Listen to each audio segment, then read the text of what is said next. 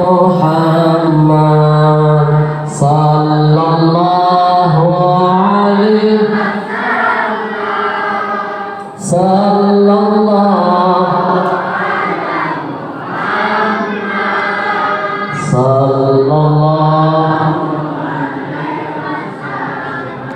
Kita doakan mudah-mudahan yang menyumbang Allah berkahi hartanya, Allah berkahi usahanya, Allah berkahi keluarganya, Allah jadikan anak cucunya menjadi anak yang saleh dan salehah.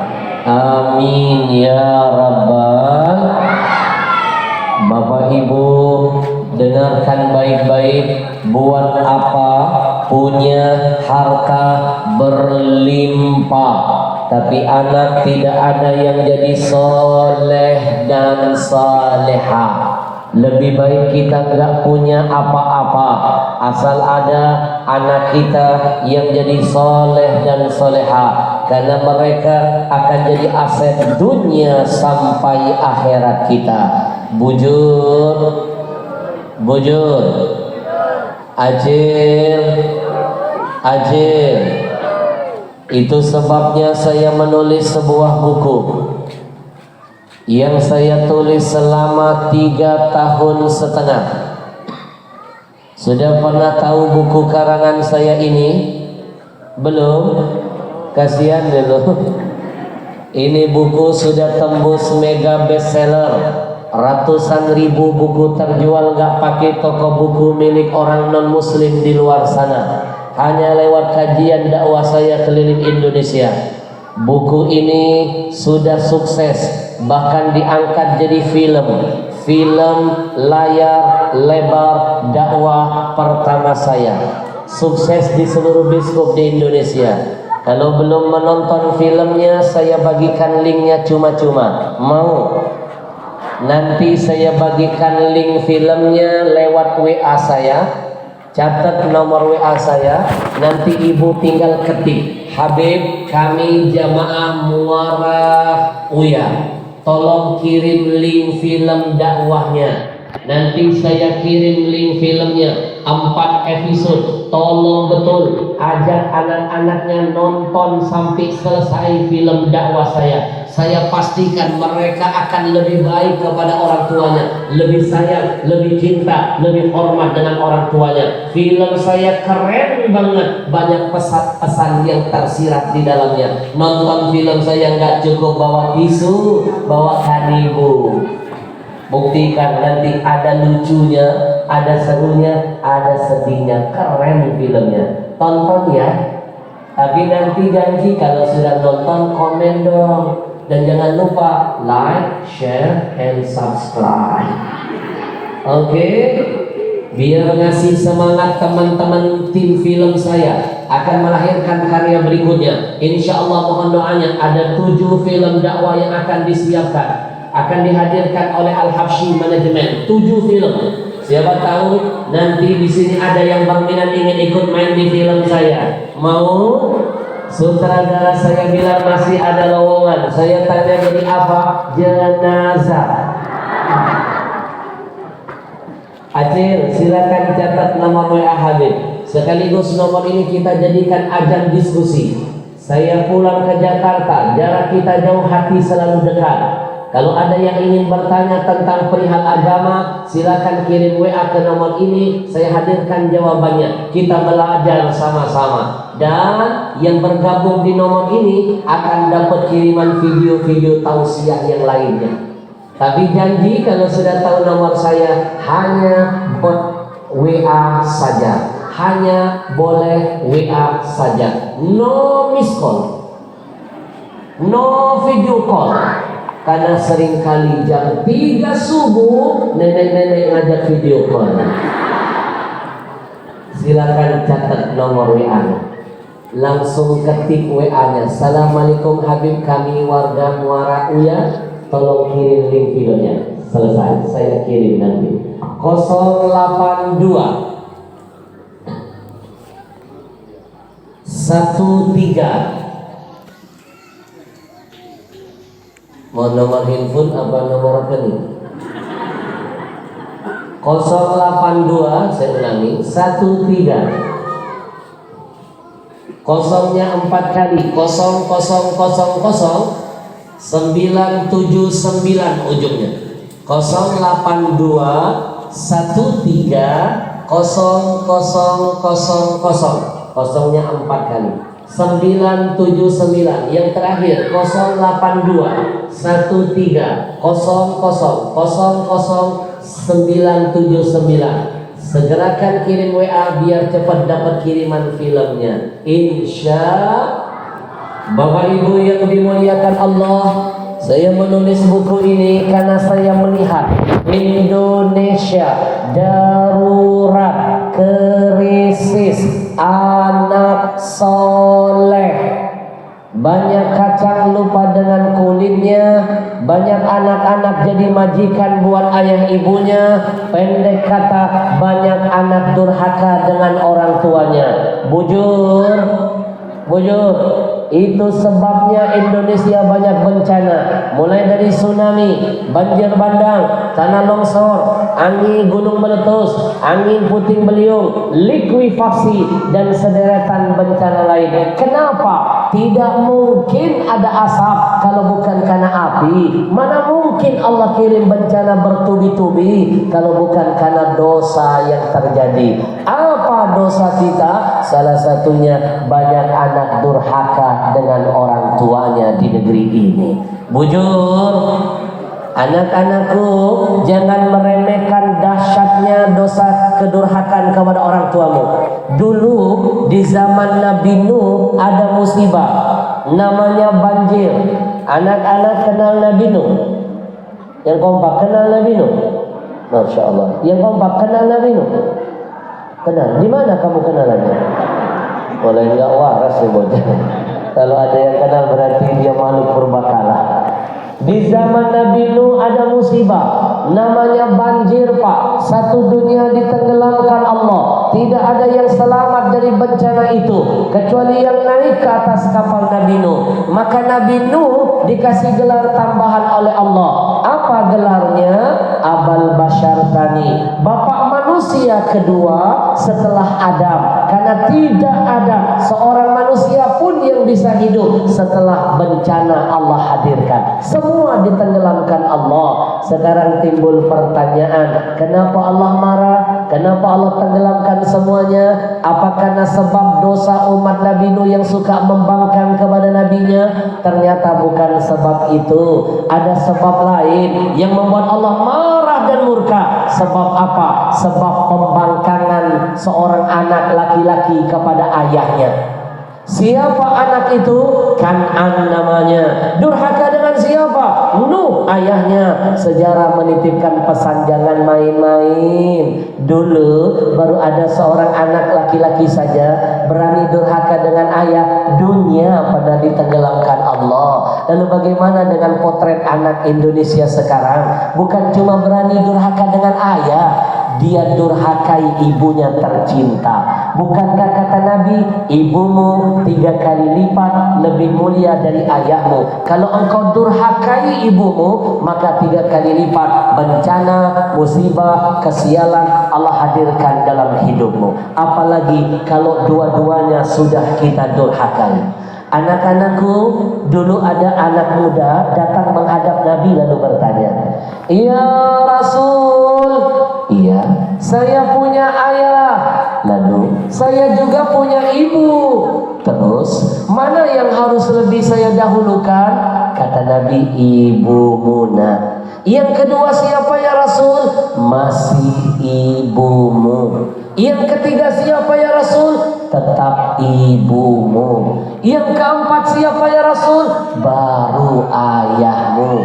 3 berbanding 1. Ibu-ibu bantu saya jawab yang kompak biar bapak-bapak makin tahu bahwa ibu memiliki 3 kemuliaan, biar mereka minder nantinya. Siap yang kompak? Dengarkan baik-baik Pak, jangan meremehkan mereka. Yang tadi disebut Nabi 3 kali kemuliaannya siapa? Lebih kompak dong biar mereka merah wajahnya. Yang tadi disebut Nabi 3 kali kemuliaannya siapa? Jangan pura-pura enggak dengar Pak. 3 kali lupa kemuliaannya. Yang kompak ya. Yang tadi cuma disebut Nabi 1 kali saja kemuliaannya. Siapa? Berarti mereka sudah mengizinkan 1 ayat 3.000. Kesian deh. Senjata makan Tuhan. Sekarang merah pindah ke wajah mereka Pak. Ajib. Anak-anakku, Indonesia darurat krisis anak soleh. Itu sebabnya saya menulis buku ini. Kalau saya menemukan beberapa kejadian di Indonesia. Hari ini 3 saja saya bocorkan. Kalau saya kupas buku ini 2 bulan gak akan selesai. Hari ini sedikit saja. Kejadian pertama yang saya temukan di kota Jambi. Dari Jambi saya naik mobil 5 jam ke sebuah kota kecil namanya Muara Tebu. Sesampainya di kota kecil itu ada kejadian seorang anak laki-laki mengunci ibunya di kandang kambing. Dia tidur di tempat yang bagus, ibunya dibiarkan tidur di kandang kambing. Saya yakin, seyakin-yakinnya inilah pintu masuk bencana Allah turunkan buat Indonesia. Banyak kacang lupa dengan kulitnya. Kejadian kedua saya temukan di Brebes. Ada anak usianya baru 12 tahun. Baru 12 tahun mukulin ibu kandungnya sampai babak belur hanya karena perkara sepele. Ibunya terlambat menghantarkan makanan untuknya. Tidak hanya sampai di situ, dia ambil gantungan baju, dia pukul ibunya, sobek bibir ibunya. Saya kembali menyimpulkan dalam coretan saya, pantas Allah marah dengan Indonesia. Kenapa banyak anak jadi majikan buat ayah ibunya? Yang ketiga, kejadian di Jawa lebih mengerikan, memalukan serta memilukan. Ada seorang ibu sudah tua, wanita janda yang soleha, masih mau bekerja semata-mata ingin menafkahi anak-anaknya. Panas terik matahari dia tahan, dia kerja jadi apa? Kuli di salah satu sawah. Ketika dia sedang bekerja, tiba-tiba masuk anak laki-lakinya memegang parang di tangannya, memaksa minta uang 500.000 dari sang ibu. Ibunya nggak punya duit, dia kejar ibunya pakai parang, berlari ketakutan sang ibu, ingin menyelamatkan nyawanya, lalu terjatuh di tengah sawah. Apa yang terjadi? Dia tebas leher ibunya. Terpisah kepala dengan lehernya hanya karena senilai 500.000 saja. Saya makin yakin menyimpulkan tulisan buku saya, pantas Allah marah dengan Indonesia. Kenapa? Banyak anak durhaka dengan orang tuanya. Bapak Ibu, demi Allah, sampai detik ini saya belum pernah membaca dalam Al-Quran, belum pernah melihat dalam hadis ada cerita bahwa ada anak setan membunuh orang tuanya. Sejahat-jahat anak setan, jangankan membunuh orang tuanya, durhaka saja tidak ada. Tapi anak manusia sudah banyak. Jangan-jangan manusia sekarang lebih gila daripada setan. Jangan-jangan setan-setan sekarang sudah takut lihat manusia. Jangan-jangan ada setan yang berdoa begini kepada Allah, ya Allah, aku berlindung dari godaan manusia yang terkutuk. Istighfar kepada Allah. Astaghfirullah Rabbal baraya. Astaghfirullah.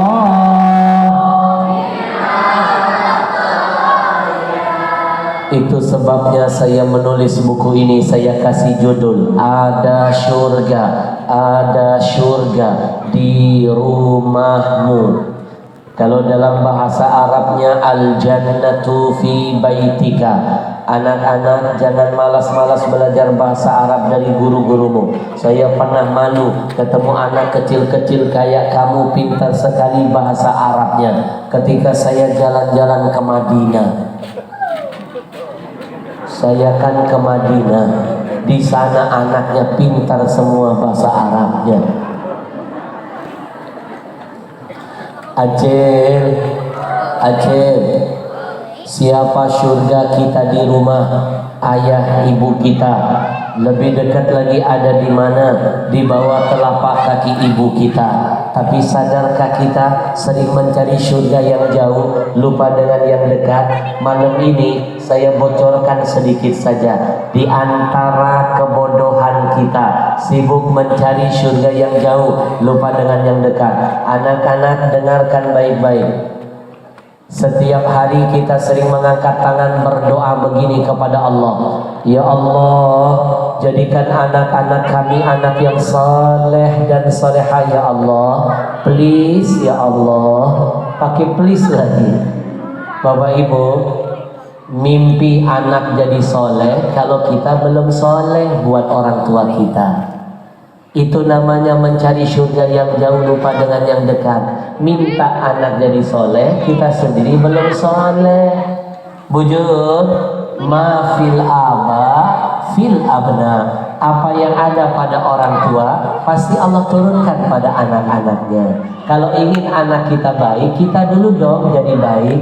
Kalau ingin anak kita soleh, kita dulu dong soleh kepada ayah ibu kita. Faham? Yang kedua, kita sering mencari surga yang jauh, lupa dengan yang dekat. Setiap selesai sholat, kita sering mengamalkan sunnah Nabi, berzikir, menyebut lafaz hamdalah, alhamdulillah, alhamdulillah, alhamdulillah, alhamdulillah 33 kali. Betul? Kalimat ini menghantarkan kita agar jadi orang yang bersyukur kepada Allah. Bapak Ibu, saya pastikan tidak diterima syukurmu kepada Allah kalau kamu durhaka kepada orang tuamu. Tidak diterima syukurmu kepada Allah kalau kamu nggak bersyukur dulu dengan ayah ibumu.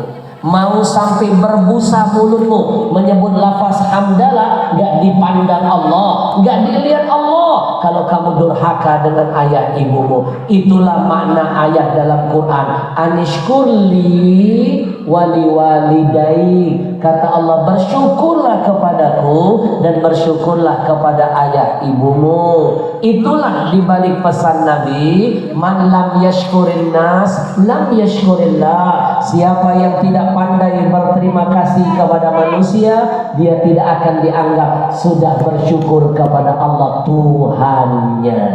Faham? Nanti ada di buku saya, beli ya. Acil, contoh ketiga. Nih lihat bocah-bocah ini. Ini yang main-main kita suruh berdiri, kita suruh baca surah-surah pendek. Minimal Al-Baqarah.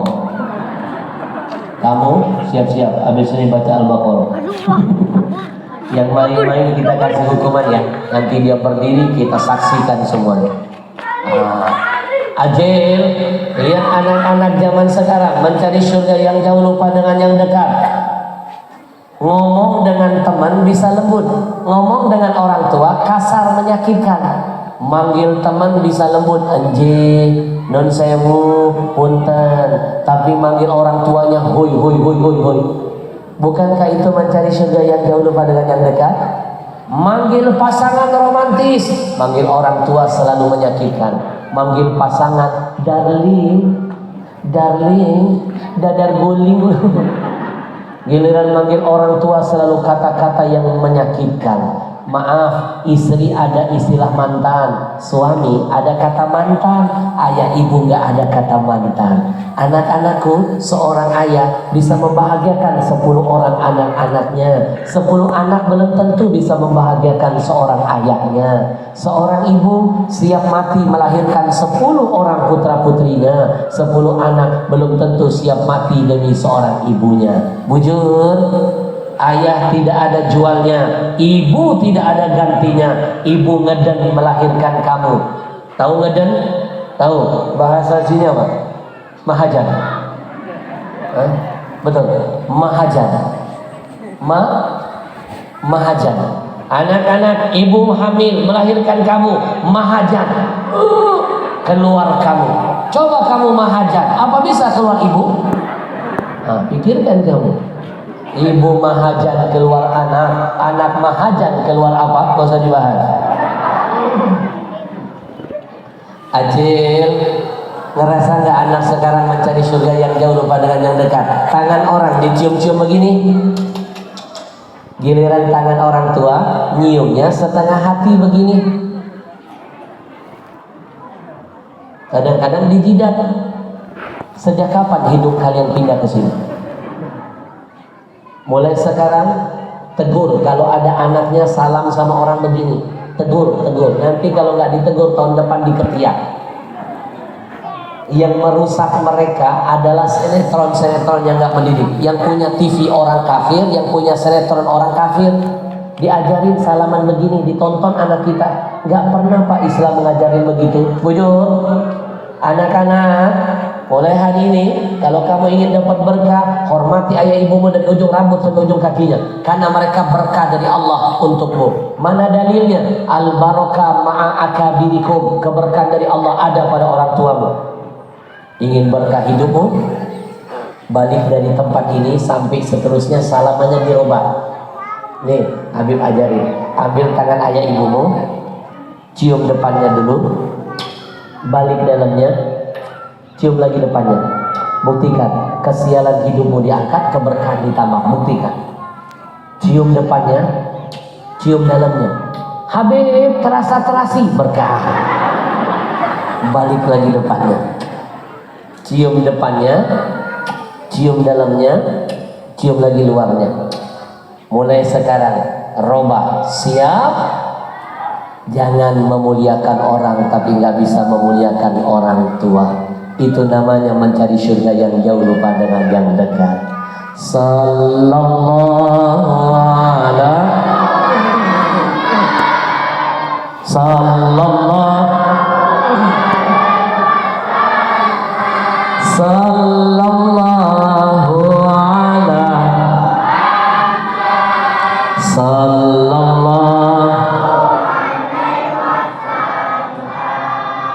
orang tua masih hidup, malas betul dicium tangannya, dicium keningnya, dicium pipinya.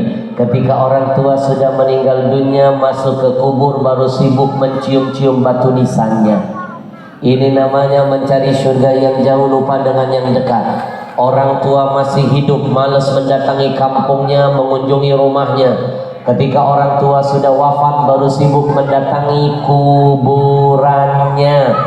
Orang tua masih sehat, malas betul mendengarkan suaranya, menelponnya, bercanda dan berkomunikasi dengannya. Ketika orang tua sudah meninggal dunia, baru sibuk mengajak ngomong kuburannya. Ini namanya mencari surga yang jauh, lupa dengan yang dekat. Bapak Ibu, demi Allah saya pastikan, demi Allah kita akan sadar betapa mahal ayah, ibu bagi hidup kita kalau jenazah mereka sudah ada di hadapan kita.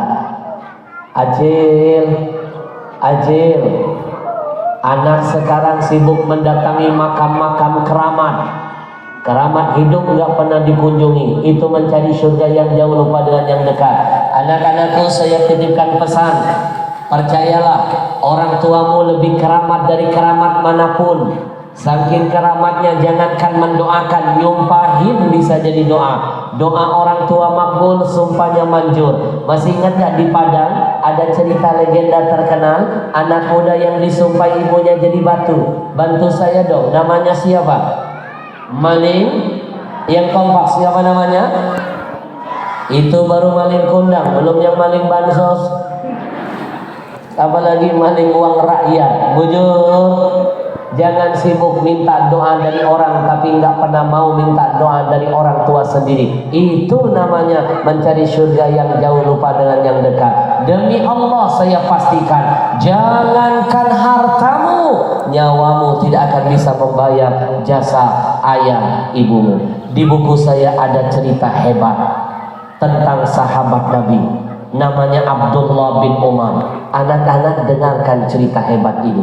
Dulu Abdullah bin Umar sedang melihat memandang ke arah Ka'bah. Tiba-tiba dia menangis sejadi-jadinya. Kenapa menangis? Allah nampakkan di depan matanya ada seorang anak muda sedang menggendong wanita tua di atas lehernya. Wanita itu dibawa tawaf mengelilingi Ka'bah 7 kali putaran. Abdullah bin Umar terharu lalu bertanya kepada anak itu, "Nak, siapa wanita tua yang ada di lehermu itu, nak?" Anak tadi menjawab, "Imam, dia adalah ibuku." "Ibumu?" "Betul, Imam." "Hebat kamu, nak." "Apanya yang hebat, Imam?" "Aku dengar-dengar kata orang kamu gendong ibumu dari kota Yaman yang jauh sampai ke Mekah." "Betul, Imam." "Kakimu sampai berdarah-darah karena melewati padang pasir yang panas." "Iya, Imam." "Kulitmu sampai mengelupas karena terik matahari menyengat." Imam, biarkanlah kulitku, biarkan kakiku jadi saksi di hadapan Allah Tuhanku, biarkan nyawaku jadi saksi bahwa aku cinta dengan ibuku." "Imam, apakah dengan cara begitu aku sudah bisa membayar jasa ibu kepadaku?"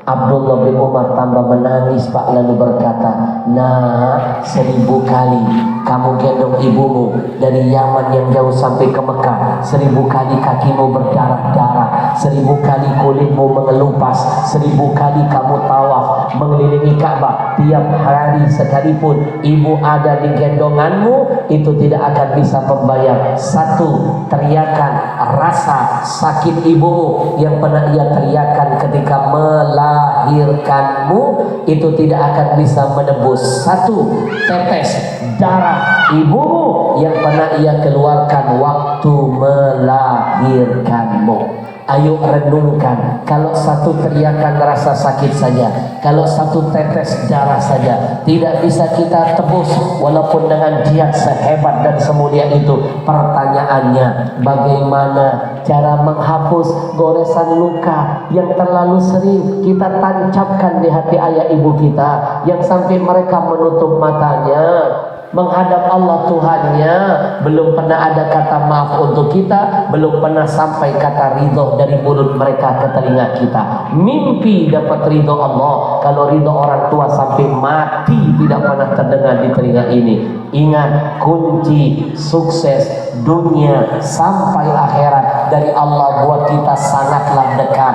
Dia ada di antara bibir orang tua kita. Itulah makna pesan Nabi, ridhollah fi ridhol walidain wa suhtullah fi suhtil walidain. Ridhonya Allah terletak ketika orang tua ridho kepadamu, dan murkanya Allah terletak ketika orang tua murka kepadamu. Kalau ayah ibu sudah berkata, "Nak, aku ridho kepadamu, nak," langit sedang terbuka, Arash sedang bergoncang, malaikat sedang mengaminkan doa kita. Allah pasti mengabulkan semua keinginan kita. Jangan sibuk mencari surga yang jauh, lupa dengan surga yang terdekat. Ajil, saya mohon, biar Allah angkat kesialan hidup kita selama ini. Biar Allah perbaiki komunikasi kita dengannya. Kita perbaiki komunikasi kita dengan orang tua kita. Saya ajak Bapak Ibu beberapa menit ke depan, kita akan bermuhasabah sama-sama. Anak-anak yang sayang dengan ayah ibunya, tutup matamu, bayangkan wajah ayah ibumu, tundukkan kepalamu semuanya. Semuanya saya ajak bermuhasabah. Malam sore ini kita bertobat kepada Allah atas semua kedurhakaan yang pernah kita lakukan. Biar Allah tidak jadikan anak kita nanti membalas kedurhakaan kita. Saya mohon semuanya lupakan urusan duniawinya sesaat. Tutup mata, tundukkan kepala. Semuanya bayangkan kebaikan orang tuanya. Semuanya hadirkan wajah ayah ibunya. Semuanya. Jangan ada yang bercanda, semuanya tundukkan kepala. Bismillahirrahmanirrahim.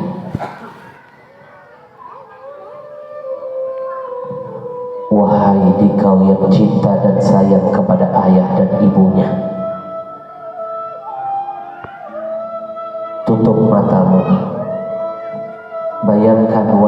indah ayah ibumu. Tundukkan kepalamu,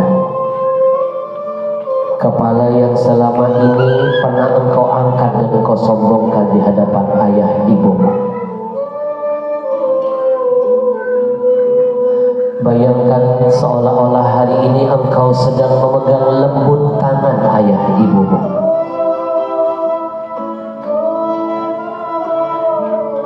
Bayangkan seolah-olah detik ini engkau sedang mencium pipi dan keningnya. Bayangkan seolah-olah engkau sedang memeluk tubuhnya.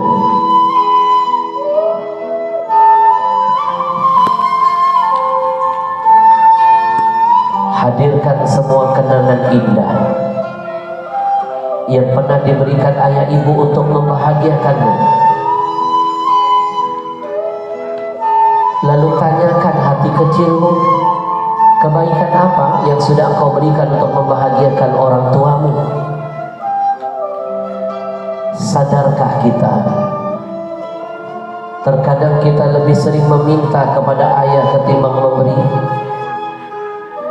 Lebih sering menuntut daripada menghargai.